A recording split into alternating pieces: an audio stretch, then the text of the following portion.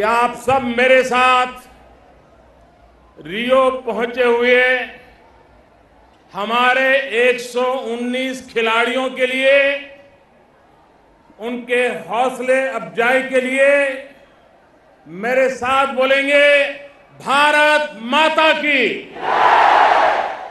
भारत माता की, भारत माता की। ये 119 खिलाड़ी भारत मां का जय जयकार करने के लिए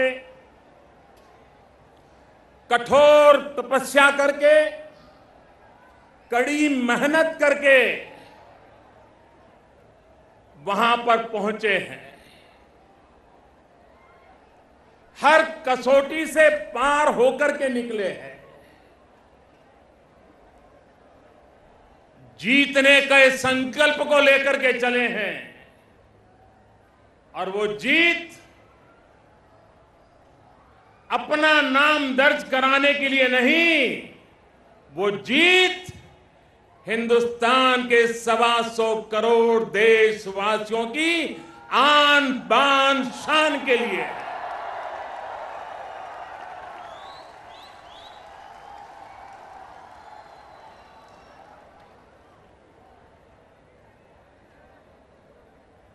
ज्यादातर खेल का मूल्यांकन जीत और हार में सिमट जाता है। खेल का मूल्यांकन जीत और हार में नहीं समेटा जा सकता।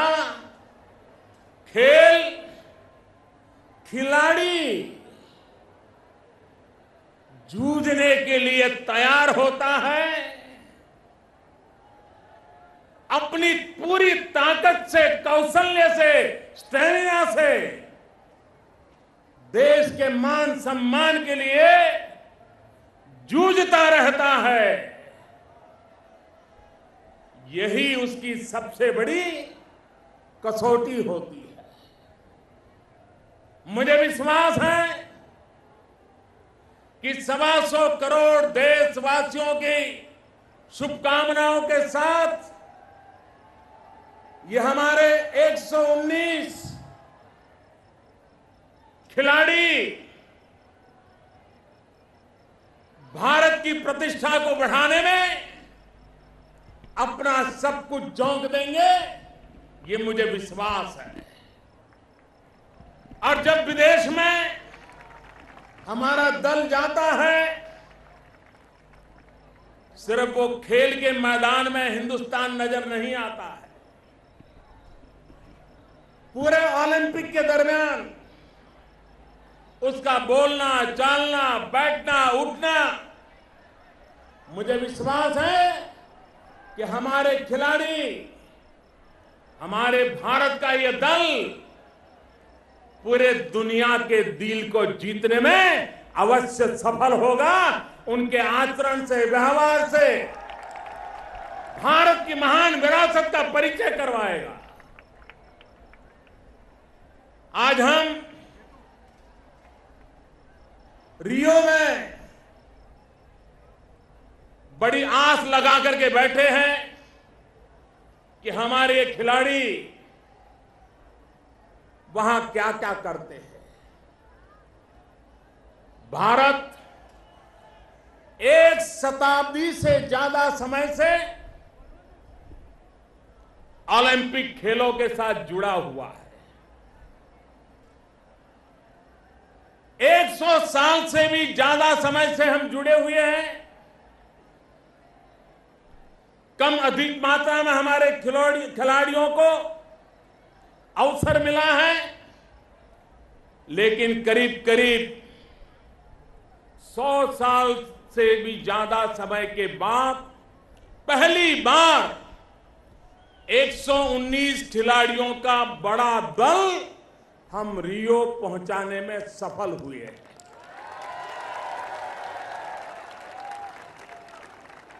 2020 में टोक्यो में ओलंपिक होगा। मैं मेरे देश के नौजवानों को आह्वान करता हूं, हिंदुस्तान के 600 से ज्यादा जिलों को आह्वान करता हूं, हर जिला संकल्प करे कि अगली बार टोक्यो के ओलंपिक में न सिर्फ मेरे राज्य का लेकिन मेरे जिले का भी कोई नुमाइंदा टोक्यो खेलने तक पहुंचेगा। इस बार 119 गए हैं, क्या अगली बार 200 से ज्यादा खिलाड़ियों को पहुंचाने का संकल्प हम आज ही कर सकते हैं क्या? जिन खेलों में आज हमारा दूर दूर का भी नाता नहीं है, क्या ऐसे नए खेलों को भी भारत की धरती पर भारत के नौजवानों को हम तैयार करने का काम अभी से शुरू कर सकते हैं? भारत के नौजवानों में सामर्थ्य है, टैलेंट है, संकल्प है और बड़े बड़े सपने भी हैं।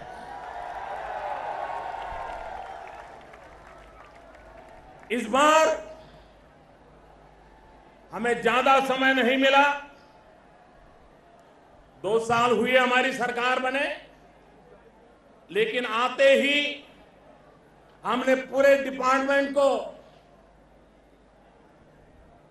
खेल के प्रति अधिक जागरूक करने का, संवेदनशील बनाने का, सक्रिय बनाने का एक अविरत प्रयास किया। पहले की तुलना में काफी बदलाव लाने में सफल हुए हैं। मेरे देश के नौजवान, भारत के आन बान शान की चिंता करने वाले मेरे नौजवान, कुछ बदलाव ऐसे किए हैं जिन बदलाव से आपको ध्यान में आएगा कि अब भारत टोक्यो के लिए कैसी तैयारी कर रहा है। पहले हमारे खिलाड़ी दुनिया के किसी देश में खेलने के लिए जाते थे ओलंपिक के लिए, तो नियम था 2 दिन पहले पहुंचने का। अब जेट लैग लगता है, क्लाइमेट बदल जाता है, 2 दिन में वो बेचारा वहां सेट ही नहीं हो सकता है और फिर तुरंत उसको खेल के मैदान में आना पड़ता है। इस बार हमने 15 दिन पहले खिलाड़ियों को रियो पहुंचा दिया। ये इसलिए किया कि वो वहां के माहौल से पूरी तरह परिचित हो जाए, मैदान से परिचित हो जाए, वहां के वेदर से परिचित हो जाए, क्लाइमेट से परिचित हो जाए, वे अपने आप को सज्ज कर ले। मेरे देश के प्यारे भाइयों बहनों, खिलाड़ी मेहनत करने के लिए तैयार होता है, लेकिन कुछ कंफर्ट की भी जरूरत होती है। उसको भी मन करता है कि 20-25 दिन यहां रहता हूं, महीने भर रहता हूं, कहीं तो मेरे देश का खाना मिल जाए। हमारे खिलाड़ियों को ओलंपिक में जाते थे, उसी देश का खाना खाना पड़ता था। इस बार हमने स्पेशल बजट अलॉट किया है। भारतीय खिलाड़ियों के दल को जो भारतीय चीजें खाने की पसंद है और जो उनके खेल के मुताबिक आवश्यक है, वे सारी खिलाड़ियों को उपलब्ध कराने का व्यवस्था भारत सरकार करेगी, ताकि उनको ऐसी छोटी छोटी चीजों में आपको हैरानी होगी। जब ओलंपिक का गेम समाप्त होता है तो मीडिया में स्पोर्ट्स के कॉलम राइटर बहुत आलोचना करते हैं। करीब 15 दिन, महीने भर बाल नौचले का बड़ा अभियान चलता है, लेकिन महीने के बाद वो सारा विषय भुला दिया जाता है और फिर जब 4 साल के बाद ओलंपिक आती है तब याद किया जाता है कि पिछली बार क्या क्या हुआ था। हमने इस बार पिछली ओलंपिक में समय क्या आलोचनाएं हुई थी उसका 2 साल पहले अध्ययन शुरू किया। सरकार बनने के बाद उन कमियों को दूर करने के लिए एक एक कदम उठाना प्रारंभ किया। हमने क्रिटिसिज्म को अपॉर्चुनिटी में कन्वर्ट करने के लिए उसका उपयोग किया। आपको जानकारी होगी, पहले ओलंपिक की खबरों के बाद आता था कि खिलाड़ियों के साथ जो सरकार के बाबू जाते हैं, अफसर जाते हैं, उनको तो डेली अलाउंस में $100 मिलता है, लेकिन खिलाड़ी जो देश के लिए जिंदगी खपा देता है उसको सिर्फ $50 मिलते हैं। हमने आकर के तय किया ये भेदभाव क्यों? क्या कारण है कि बाबू को तो $100 और खिलाड़ी को $50? इस बार हमने तय कर दिया दल में जो जाएंगे सबको समान रूप से $100 दिया जाएगा ताकि खिलाड़ियों को कोई कठिनाई ना। हमारे कभी कभी टैलेंट होती है, लेकिन अंतर्राष्ट्रीय खेलों के लिए जिस प्रकार के साधन होते हैं, नियम होते हैं, पद्धतियां होती हैं, उससे हमारा खिलाड़ी परिचित नहीं होता है। उसके लिए एक ग्लोबल लेवल का एक्सपोजर आवश्यक होता है और इसलिए इस बार जो खिलाड़ी चुने गए कि हां भाई ये लोग हैं जो ओलंपिक में पहुंच सकते हैं, उनको कहा गया आप बताओ आपको दुनिया में किस जगह पे ट्रेनिंग के लिए जाना है, आपको किसके पास ट्रेनिंग लेनी है, शहर कौन सा, देश कौन सा, मैदान कौन सा, आपका ट्रेनर कौन सा, आप तय कीजिए।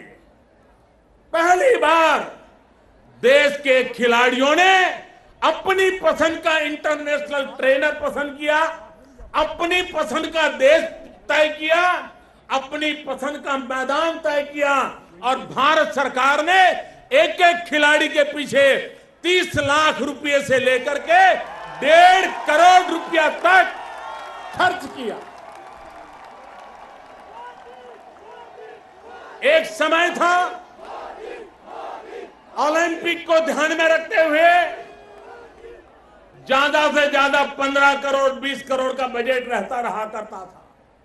इस बार हमने ये बजट करीब करीब 125 करोड़ तक पहुंचा दिया है और मेरे प्यारे नौजवानों आप तैयारी करो, स्कूल के छोटे छोटे बालक तैयारी करो, 2020 टोक्यो के लिए तैयारी करो। ये सरकार हमारे खिलाड़ियों के माध्यम से दुनिया में अपनी आन बान शान के लिए पूरी ताकत आने वाले 4 साल में लगा देगी, ये मैं आपको विश्वास दिलाता हूं। मैं आज भारत जिस खिलाड़ी के नाम से गर्व अनुभव करता है, उनकी साक्षी से खेल जगत की महान परंपरा को याद करते हुए रियो में जो खेल हो रहा है, होस्ट कंट्री को, हिस्सा लेने वाले देशों को, करतब दिखाने वाले खिलाड़ियों को 125 करोड़ हिंदुस्तानियों की तरफ से अनेक अनेक शुभकामनाएं देता हूं। मुझे विश्वास है कि पूरा यह समारोह जो विश्व में बंधुता का संदेश भी देता है, वो पूरी तरह निर्विघ्न संपन्न होगा और होस्ट कंट्री की भी आन बान शान को बढ़ाएगा, ऐसी मैं शुभकामनाएं देता हूं। मैं 125 करोड़ देशवासियों की तरफ से हिंदुस्तान के उन 119 खिलाड़ी, उनको भी इन 125 करोड़ देशवासियों की तरफ से शुभकामनाएं देता हूं। रियो पहुंचे मेरे खिलाड़ी भाइयों बहनों, दुनिया से बहुत सारे खिलाड़ी वहां आए होंगे, लेकिन आप हैं जिसके पीछे 125 करोड़ लोग जी जान से खड़े हैं।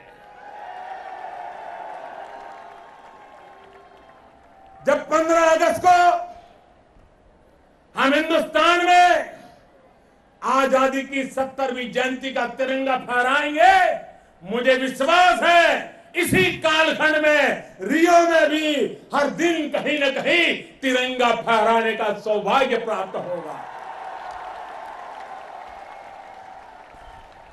भाइयों बहनों, खेलना ये जिंदगी की आवश्यकता है, अंतरराष्ट्रीय जीवन में राष्ट्र की भी आवश्यकता बन गया है। आओ खेलें, खेलें और खिलें, हम भी खिले, हमारा देश भी खिले। बहुत बहुत शुभकामनाएं। कि हम लोग हैं ऐसे दीवाने, दुनिया को बदल के मानेंगे, मंजिल की धुन में आए हैं, मंजिल को पाके मानेंगे। वो मंजिल था कांग्रेस हटाओ देश बचाओ, कांग्रेस हटाया देश बचाया।